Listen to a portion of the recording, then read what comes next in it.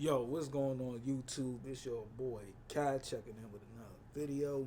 This time we got my guy, Mr. Nightmare. Scariest snaps, scariest Snapchat peoples have received.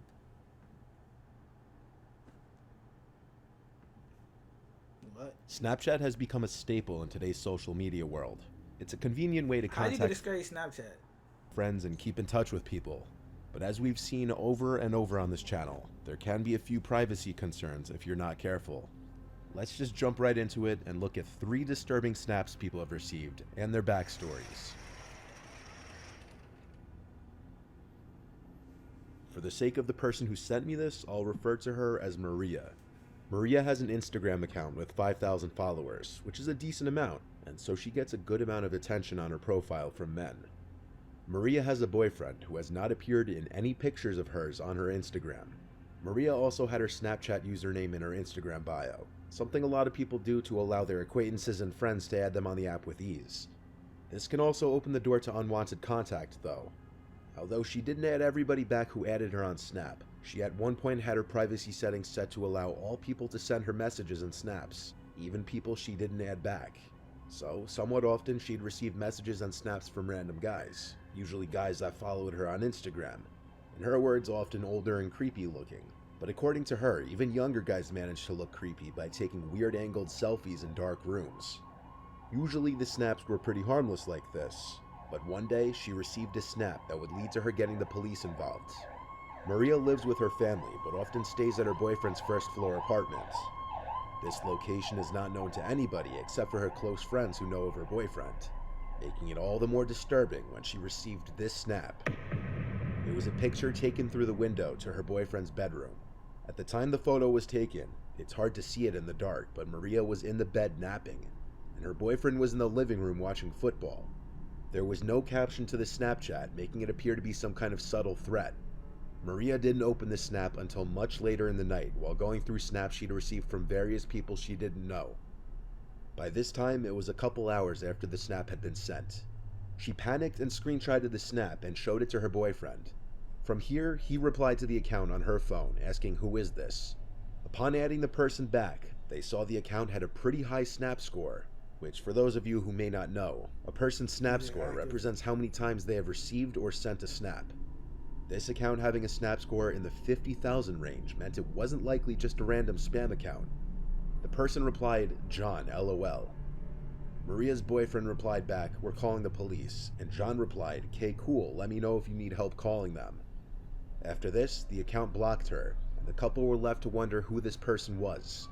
Nah, A that's search through weird. Maria's Instagram followers turned up multiple Johns, but with no last name on the account, it would simply be a guess as to who it could be. That same night, as the couple was sleeping, a crash from the living room woke them up. As Maria's boyfriend ran to check the source of the noise, he found it was the dining room window, which had been shattered, and on the floor was a house Man, hey, go ahead, bro. brick, presumed to have been taken from a house being renovated down the block. If the couple didn't have a case before, they definitely did now, and they called 911 to report the incident.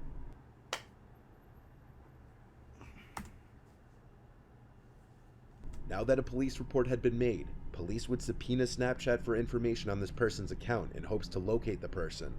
The couple was assigned a detective to their case who was supposed to help in identifying the mystery person. However, as the days turned into weeks, little to no information was given. It did become apparent, however, that the Snapchat account had been either deleted or banned because it no longer came up under search results. Currently, Maria and her boyfriend have no idea who this person was, Yes, and any that's thought of it crazy. being a prank by a friend was out the window when their window Yeah, was when they literally broke that shattered window. by a brick. Nah, hell It can no. boil down to a stalker being jealous of her boyfriend, but this would also mean that Maria was followed to her boyfriend's house, and that the perpetrator would know where she lives as well. Luckily, with security cameras becoming more prevalent on houses, these kinds of crimes are becoming more difficult to get away with. But in cases like this, where there's an absence of any cameras, unfortunately people may still be able to pull these kinds of crimes off. 3 months later, and Maria and her boyfriend haven't seen any new activity at either of their homes. Niggas be that crazy, bro. This next story comes from a college student named Tom from the University of Kentucky. Tom shares his location on the Snap Map feature, which if you've been around my channel for a while, you know how things can sometimes turn out with that. Tom... Dog, nah, he like might be right, bro. I got a Snapchat. Somebody from my area seen me and hit me up on Snapchat saying I seen you, and it just was like, what the fuck? It was a guy that hit me up. I'm looking like, bro, who the fuck, like, it's like I seen you. I'm like, who the fuck is this? It's like, yeah, I seen you on this street. I'm like, bro, huh? That map shit is that map shit, bro. Tom lives in a house off campus with 4 friends in a downtown area by a bunch of bars. The squad of guys often walk to and from these bars at night on the weekends. The night in question was no exception. Tom was on his way home from a nearby college bar, about a 15-minute walk from the house. At some point while walking home, he was on a quiet residential street with woods on one side, and he heard someone walking behind him. He turned to see a man holding out something in front of him, walking about 10 meters behind him. He couldn't tell what he was holding, but he didn't stare for too long because he didn't want to draw negative attention to himself. He noted that something about the sight of the man seemed ominous, though. The man was behind Tom for a while, until he turned to the block with his house on it. At some point before making it back, the man was no longer behind him, at least not that he thought. It was only after he made it back inside the house that he got a notification that he received a snap from his friend Luke, one of his housemates, who was home at the time. Luke had lost his phone that night though, so receiving a snap from his Snapchat account meant that somebody had his phone. Tom called his housemates downstairs before opening the video. He also turned a screen recorder on to capture the snap, and this is what they saw.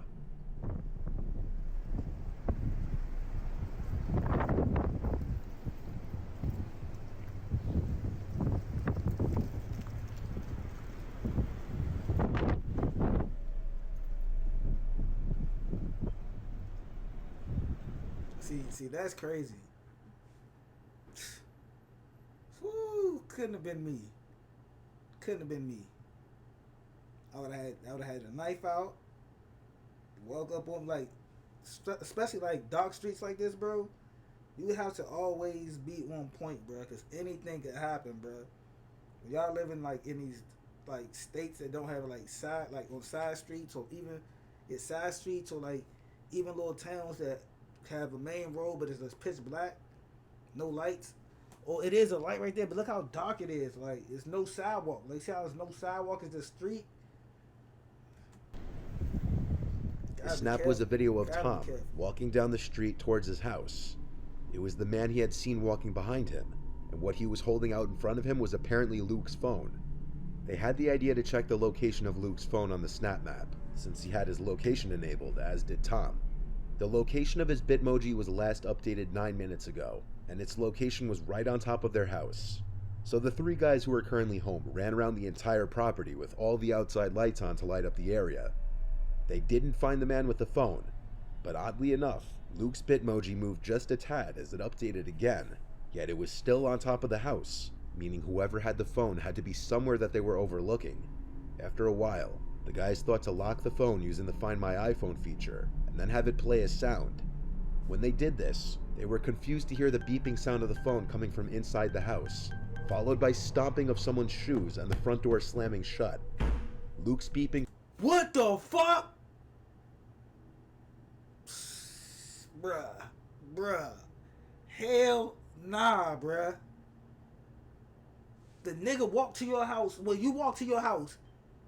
The nigga found a way inside your house? Or one of your house? Man, y'all niggas is crazy. Phone was still inside the house, but instead of going straight for that, the 3 guys ran outside to chase after whoever just ran out the front door.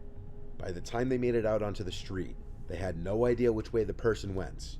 They were out of sight and they could have been hiding anywhere. After checking the neighbors' yards, the guys went back inside to retrieve Luke's beeping phone, and Tom claims they found it right in the pantry closet, meaning the man was hiding in there for however long.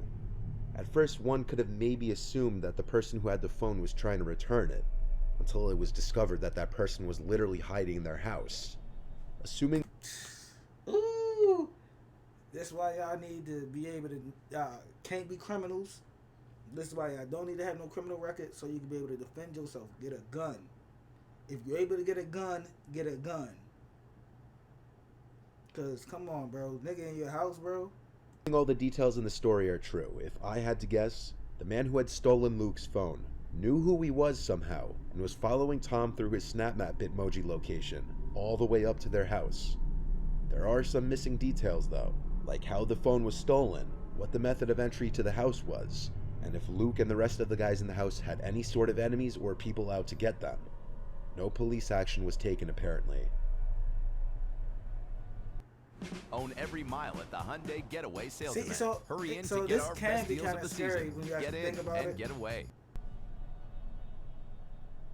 In 2015, an Australian Redditor with username Skinna555 took 3 Snapchat videos of his parents' exotic birds and put them on a Snapchat story. What followed next was downright disturbing. Skinna and his girlfriend recently moved into his childhood home with his parents while their own house was being built. Skinna's parents owned 3 Australian parrots, and one night while he was home alone, he uploaded 3 Snapchat stories showing off the birds, since many people always asked about the birds. Right, so the first one of my parents' little birds is this little guy. It is little Leo. He's a cockatiel. The second little bird of my parents is a rainbow lorikeet. His name is Oliver. And there he is. And here I am with my good little mate, Puffin. About 15 minutes after uploading the videos to his story, Skinna receives a text from one of his friends.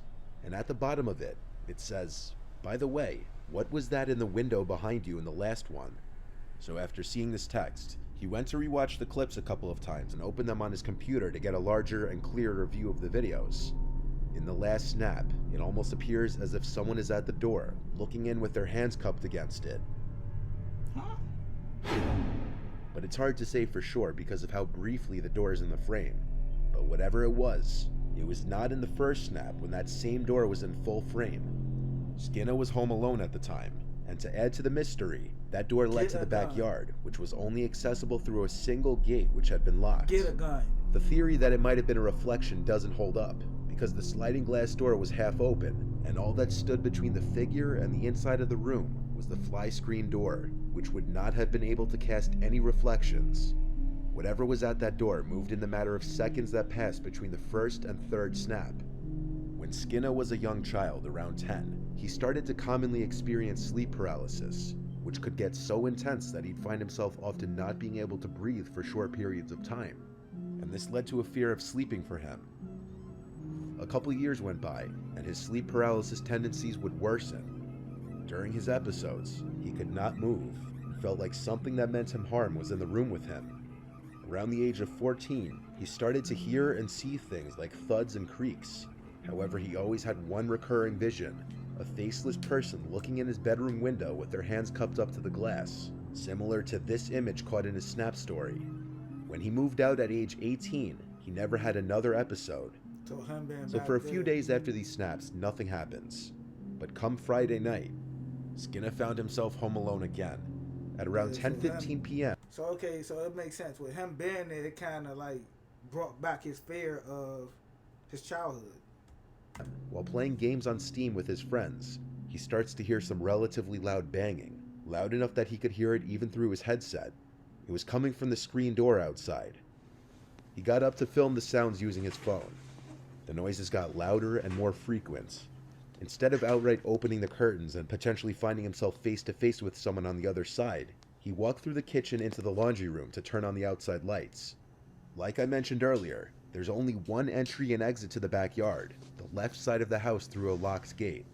So with the back lights now on, he went over to a window that looks out to that one exit of the backyard. While waiting and expecting to see someone rushing out of the yard, a loud noise can be heard from outside on the opposite side of the house.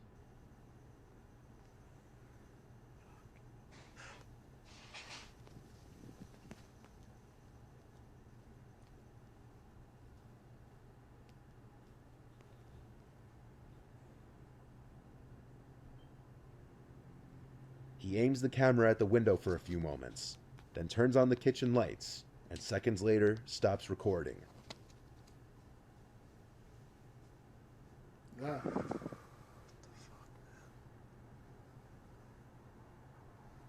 He kept all the lights on until his parents returned home. He uploaded the videos to Reddit, and people started to help in examining the videos. After a few Redditors enhanced the videos, a big mess in the corner was revealed in the dining room.